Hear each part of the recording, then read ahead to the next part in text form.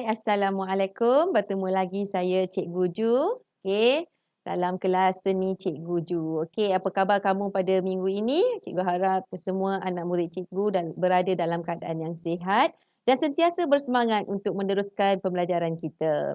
Okey, pada minggu lepas cikgu dah ajar tentang pengenalan juga seni bina rumah tradisional. Okey, pada minggu ini cikgu akan sambung semula topik kita pada minggu lepas, iaitu masih lagi dalam topik bidang 1 sejarah dan apresiasi seni visual iaitu seni bina. Okey, tapi cikgu dah tak ajar lagi seni bina rumah tradisional. Minggu ni cikgu nak ajar seni bina rumah ibadat. Okey, cikgu nak ajar juga tentang seni bina istana. Okey, apa lagi yang cikgu nak ajar pada minggu ni? Jom kita tengok sama-sama slide yang telah cikgu sediakan. Okey, slide yang pertama. Okey, tentang rumah ibadat. Okey, apa yang dikatakan dengan rumah ibadat? Okey, rumah ibadat di negara kita berbeza mengikut agama. Reka bentuk seni bina dan ragam hias yang terdapat pada rumah ibadat ini mempunyai ciri-ciri yang tertentu melambangkan agama tersebut. Okey, kalau kamu perhatikan di bawah tu, okey, seni bina rumah ibadat, contohnya masjid. Okey, kalau orang-orang Islam, orang-orang Melayu yang beragama Islam, mereka berkunjung ke masjid untuk melakukan solat, okey, ibadat solat. Jadi, okey, terdapat beberapa seni bina rumah ibadat pada zaman dahulu, okey, iaitu Masjid Kampung Laut, Masjid Ubudiyah, Masjid Sultan Salahuddin Abdul Aziz Shah, Masjid Negara dan juga Masjid Tengkera. Okey, kalau saya salah sebut, cikgu minta maaf ya. Okey, Masjid Tengkera. Jadi kita tengok lebih lanjut tentang maklumat ataupun butiran-butiran pada setiap masjid ini. Okey, apakah yang dikatakan dengan masjid? Okey, masjid merupakan seni bina di negara ini mempunyai nilai estetika yang tinggi dari aspek reka bentuk dan hiasannya. Binaan masjid ini dipengaruhi oleh seni bina dari Timur Tengah, Champa dan juga Demak. Okey, ciri-ciri umum reka bentuk masjid ialah mempunyai kubah. Okey, kamu kena ingat ciri-ciri masjid ada kubah, menara, ruang solat, mihrab, landscape dan hiasan dalaman. Okey. Seterusnya, okey, penggunaan arabes melalui corak geometri, kaligrafi dan motif flora disusun membentuk ciri khas kesenian Islam dalam seni bina ini. Ukiran tradisional pula ditonjolkan pada bahagian mihrab, kekisi dan juga mimbar dan pintu masjid. Okey, kamu boleh tengok dalam buku teks kamu, okey, ada bahagian okey, yang ni corak ni. Okey, corak ni dipanggil corak arabes. Okey, seterusnya kita kenali pula Masjid Kampung Laut. Okey, kat mana letaknya Masjid Kampung Laut ni? Okey, Masjid Kampung Laut terletak di Tumpat Kelantan. Merupakan antara masjid yang tertua di Asia Tenggara. Dekat Tenggara, Masjid Kampung Laut ni adalah masjid yang paling tua. Okey. Bumbungnya berbentuk atap limas bertingkat dan bersegi tiga menirus ke atas. Puncaknya dihiasi dengan buah buton. Masjid ini dibina menggunakan teknik tebuk pasak, iaitu tanpa menggunakan paku. Begitu hebatnya kreativiti dan kemahiran orang pada zaman dahulu ya. Masyarakat tradisional pada zaman dahulu tidak menggunakan paku untuk membina kampung masjid laut. Okey, masjid kampung laut. Okey, seterusnya kita pelajari pula tentang Masjid Ubudiyah. Okey, cantiknya masjid ni. Okey, kat mana masjid ni terletak? Okey, Masjid Ubudiyah terletak di Kuala Kangsar, Perak. Okey, dikenali juga sebagai Masjid Iskandariah atau Masjid Diraja. Reka bentuknya dipengaruhi oleh seni bina Saracenic atau India Islam. Masjid ini berbentuk oktagon. Okey, bentuk dia oktagon atau segi lapan dan mempunyai kubah utama berbentuk bawang. Okey, kubah dia berbentuk bawang. Terdapat 4 menara utama dan 16 menara kecil yang dihiasi dengan kubah di sekeliling bumbung masjid. Kalau kamu dapat lihat dalam buku teks kamu ada gambar Masjid Ubudiyah ni. Kamu tengok ya, banyak menara-menara di sekelilingnya. Okey. Next. Masjid Sultan Salahuddin Abdul Aziz Shah. Satu ketika dulu masjid ini sangat terkenal. Okey. Kalau kamu perhatikan kalau sebelum ni bila azan berkumandang, gambar masjid ni akan nampak tersegap indah dalam rancangan, bukan rancangan, dalam iklan azan apa semua kan. Bila azan je dia akan nampaklah gambar masjid ni. Okey. Masjid ni terletak di Shah Alam, Selangor. Cikgu masa cikgu belajar dekat UiTM Shah Alam, cikgu selalu berkunjung ke masjid ni. Okey. Masjid Sultan Salahuddin Abdul Aziz Shah merupakan masjid yang mempunyai kubah, okey, yang mempunyai kubah terbesar di dunia. Dekat Asia Tenggara, masjid ni mempunyai kubah yang terbesar. Okey. Masjid Sultan Salahuddin Abdul Aziz Shah ni mempunyai kubah yang paling besar, okey, yang terbesar di dunia. Terdapat 4 menara yang mengelilingi kubah ini. Di bahagian luar terdapat enamel yang dihiasi dengan tulisan khat berwarna biru dan berlatarkan panel kelabu. Kalau kita tengok gambar tu, cantik ya. Cantik masjid tu. Okey, seterusnya. Masjid Negara. Masjid Negara terletak di Kuala Lumpur. Okey. Mempunyai reka bentuk gabungan corak Islam moden serta seni bina tempatan. Menaranya berbentuk seperti sekaki payung yang kuncup. Okey, bumbung ni tengok dalam buku teks kamu ada. Bumbungannya pula berupa sekaki payung yang terbuka. Okay? Tengok ni. Kreatif kan? Okey, seterusnya Masjid Tengkera. Masjid yang terletak di Tengkera, Melaka ini pada asalnya diperbuat daripada kayu, manakala bumbungnya pula daripada daun nipah. Keunikan masjid ini ialah bumbung yang berbentuk pagoda dan terdapat 3 lapisan bumbung pada masjid ini, iaitu bumbung beranda, bumbung ruang sembahyang dan juga bumbung kubah. Ni. Klasik kalau kita tengok ada ciri-ciri macam ala-ala Cina punya style sikit kita Masjid Tengkera ni. Okey, selepas kita mengenali tentang rumah ibadat kaum-kaum Muslim, sekarang kita berkenalan pula dengan seni bina rumah ibadat gereja. Okey, secara umumnya gereja di Malaysia terdiri pada gereja Katolik dan Protestan.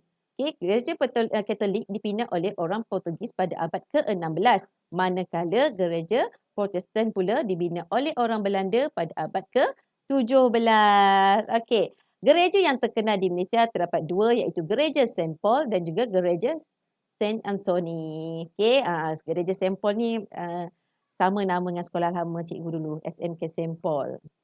Alright.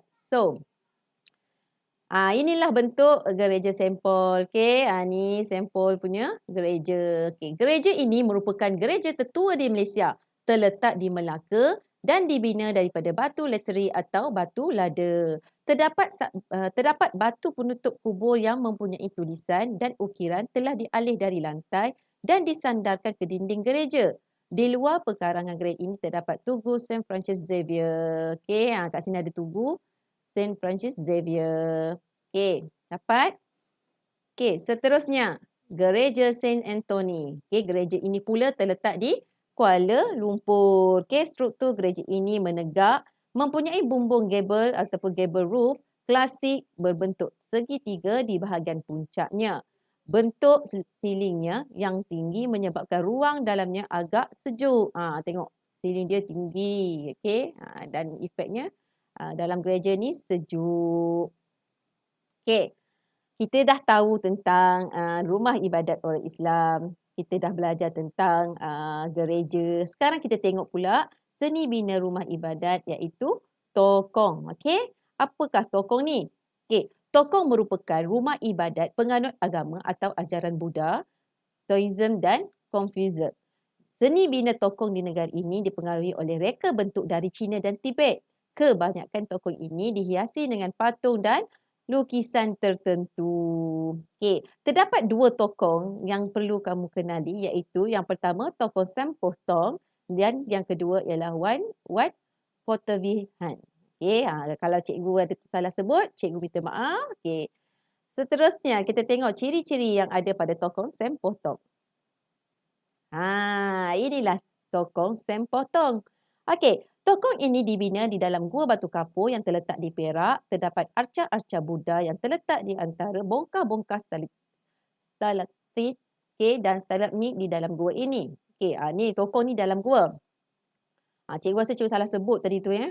Kamu sebut sendirilah. Okey, tokoh ini juga memiliki kolam berkonsepkan Jepun. Kolam ini dipenuhi dengan ikan kap Jepun dan kura-kura iaitu simbol panjang umur. Faham? Next. Ini adalah what for TV Han. Wat ini terletak di Kelantan. Terdapat patung Buddha berbaring berukuran 40 meter di wat ini. Elemen penting yang terdapat di sini ialah roda Dharma Cakra, arca Dewi Guan Yin, pavilion Cina dan juga Dewan Gaya Tibet. Kamu tengok dalam buku teks kamu ya untuk lebih jelas. Setakat ni adakah kamu faham? Cikgu harap kamu faham. Seterusnya kita tengok pula seni bina rumah ibadat kuil. Kat mana kuil ni? Apakah kuil ni? Kuil ialah tempat ibadat bagi penganut agama Hindu. Kuil yang awal di negara ini dijumpai di Lembah Bujang. Kebanyakan, ingat ya, kalau dalam sejarah pun ada sebut tentang kuil ni dijumpa kat mana? Lembah Bujang antara tempat yang bersejarah. Kebanyakan reka bentuk kuil ini besar dan kaya dengan sejarah. Seni binanya dipenuhi dengan ukiran, lukisan dan arca. Terdapat 2 kuil di Malaysia iaitu ini kuil yang terkenal ya. Yang pertama, kuil Sri Mahamariamman dan juga kuil Batu Cave. Kuil Batu Cave ni kalau kamu selalu pergi KL, kat tepi jalan tu memang ternampak besar kuil Batu Cave tu. Dia ada patung yang besar yang diperbuat daripada warna dia warna emas tu, keemasan. Dari tepi jalan pun kita dah nampak. Itu kuil Batu Cave. Ini dia yang dikatakan dengan kuil Sri Mahamariamman. Kuil tertua ini terletak di Kuala Lumpur. Unik kerana terdapat sebuah gopuram. Gopuram berbentuk piramid 5 tingkat ini mempunyai arca yang menggambarkan Tuhan dalam agama Hindu. Siling pada dewan utama dihiasi dengan lukisan, corak bulatan berwarna-warni. Terdapat juga arca timbulan relief dan arca yang menggambarkan dewa-dewi agama Hindu. Besar kan kuil ni, kamu tengok sendiri. Ada banyak ukiran-ukiran patung yang menggambarkan dewa-dewi agama Hindu. Next. Yang ni yang cikgu cakap tepi jalan dah nampak ni. Besar sangat dan warna emas. Kuil ini terletak di Selangor dan menjadi tumpuan penganut agama Hindu semasa perayaan Thaipusam. Kompleks kuil ini terdiri daripada 3 kuil utama dan beberapa kuil kecil yang dipenuhi dengan arca dan lukisan. Pengunjung perlu menaiki 272 anak tangga yang berwarna-warni untuk masuk ke kuil gua ini. Terdapat patung Dewa Murugan setinggi 42.7 meter di pintu masuk kompleks kuil ini. So, no wonder lah dari jalan pun kita dah boleh nampak. Betul tak? Jadi kita teruskan dengan slide yang berikutnya. Seterusnya seni bina rumah ibadat Gurdwara. Jarang-jarang kita dengar. Gurdwara ialah tempat perhimpunan atau penyembahan kaum Sikh. Setiap Gurdwara dilengkapi dengan dewan langgar, perpustakaan, bilik mesyuarat, bilik perubatan dan sebagainya untuk kemudahan penganutnya. Gurdwara yang terkenal di Malaysia ialah Gurdwara Sahib Tat Khalsa. Jadi kita tengok kat mana terletaknya Gurdwara ni. Inilah Gurdwara Sahib Tat Khalsa. Gurdwara tertua di Kuala Lumpur ini mempunyai menara dan kubah yang berwarna keemasan. Terdapat corak geometri yang menghiasi bahagian dinding, menara dan tingkap. Cantik binaannya.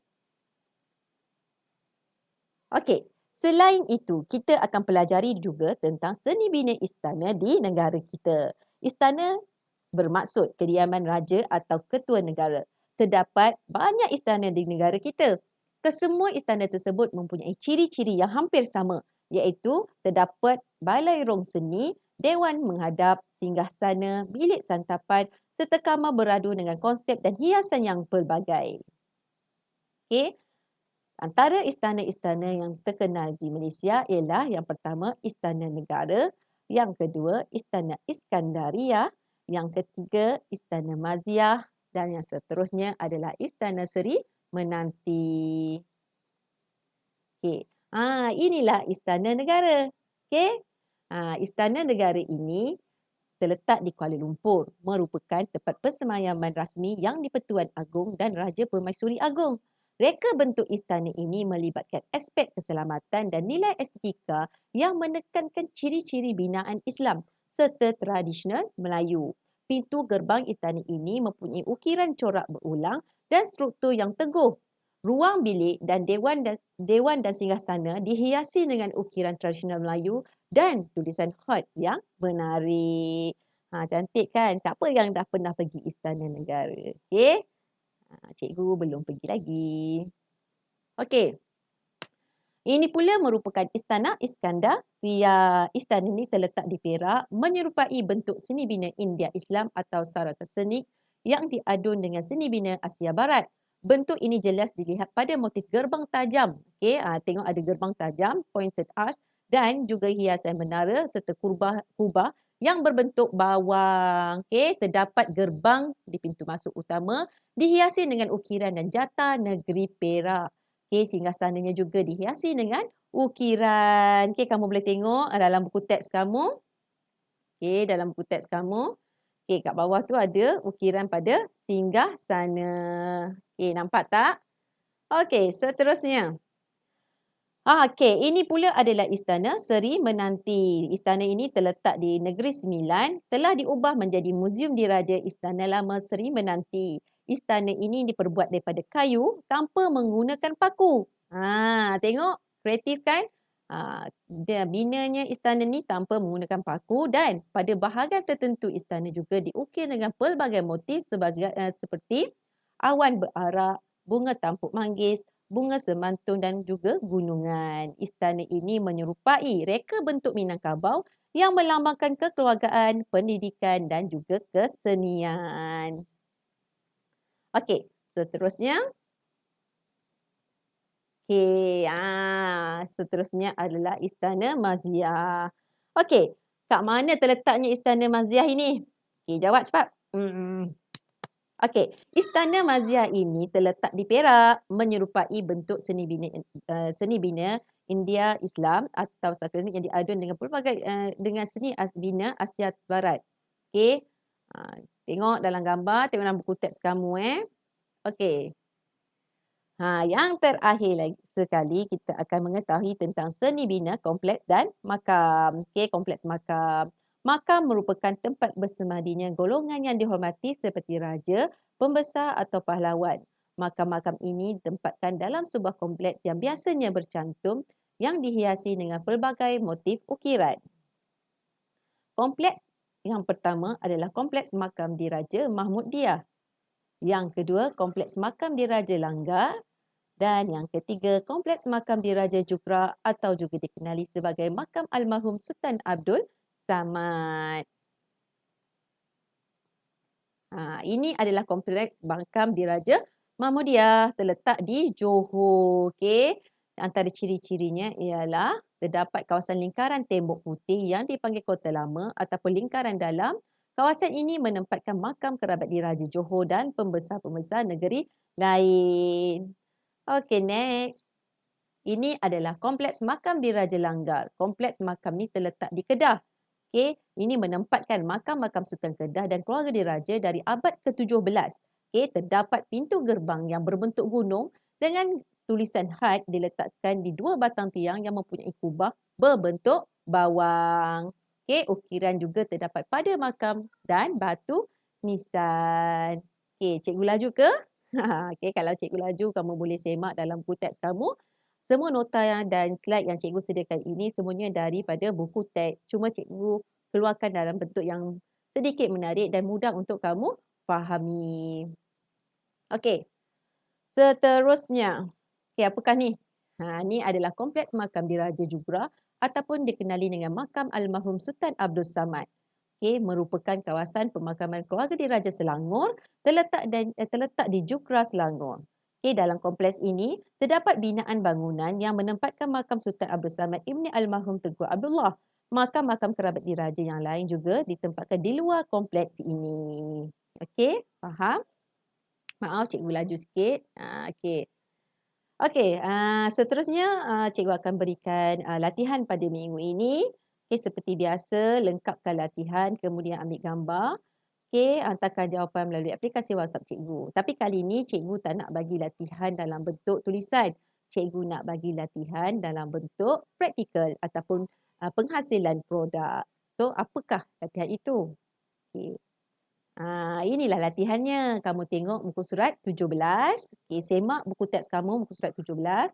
Cikgu nak kamu menghasilkan model bangunan seni bina dengan menggunakan idea sendiri secara kreatif dan inovatif. Okey. Tapi cikgu tak nak aktiviti ni dalam berkumpulan. Kita kena jaga SOP. Jadi cikgu nak kerja ini perlu dilakukan secara individu. Macam mana nak buat? Okey, langkah-langkah telah disediakan dalam buku teks. Kamu boleh tengok. Okey, ini adalah bahan-bahan yang perlu kamu sediakan. Okey, langkah pertama kamu perlu melakar. Okey, lukis lakaran kasar. Yang kedua, kamu perlu potong. Yang ketiga, kamu kena susun mengikut potongan-potongan. Kemudian, kamu perlu apa kan ni? Gam. Dah siap gam. Cantumkan komponen-komponen yang ada. Okey. Kemudian pasang ke kuda.